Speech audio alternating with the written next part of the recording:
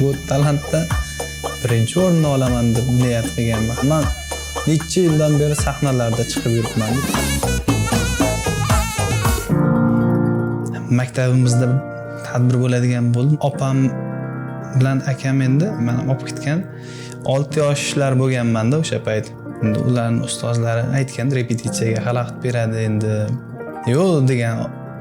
Bu naborot bayramda qatnashish uchun olib keldim. Nima keladi o'g'limga? Qayerli ertalab o'ynaydigan raqsingni o'ynab ber.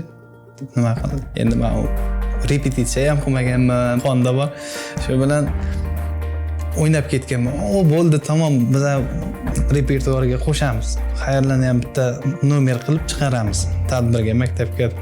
Shu bilan maktabimizda qanaqangi tadbir bo'ladigan bo'lsa, meni darrov topib olib kelib endi meni o'ynata boshlagan. Shu yerda meni Lazgi ansambliga taklif qilishdi.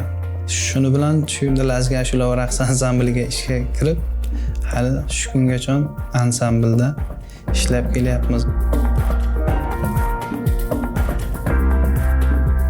Ko'pincha men o'zim Xorazm yo'nalishida xorazmcha raqslarga tushaman, chunki meni qonimda bor. Tug'ma talantim bor.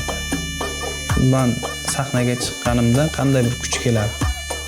Sahnada men o'ylamagan harakatlar, divizhiniyalar chiqib ketadi.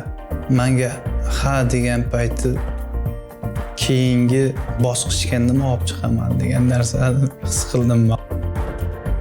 Keyingi bosqichga undan ham zo'r bitta raqs tayyorlab qo'yibman. Endi uni ko'rgan odam shunaqangi mazza qilib yuboradi. Meni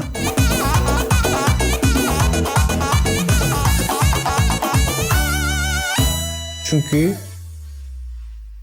zo'r narsa olib chiqaman. Meni tanlashga arziydigan narsa olib chiqaman-da. Bu loyihada yutib chiqishim muhim. Chunki meni orzuyim Xorazm san'atini bundan ham yuqoriga ko'tarish. Xorazm san'atini butun dunyoga tanitish. Xayrulla Qurbonboyev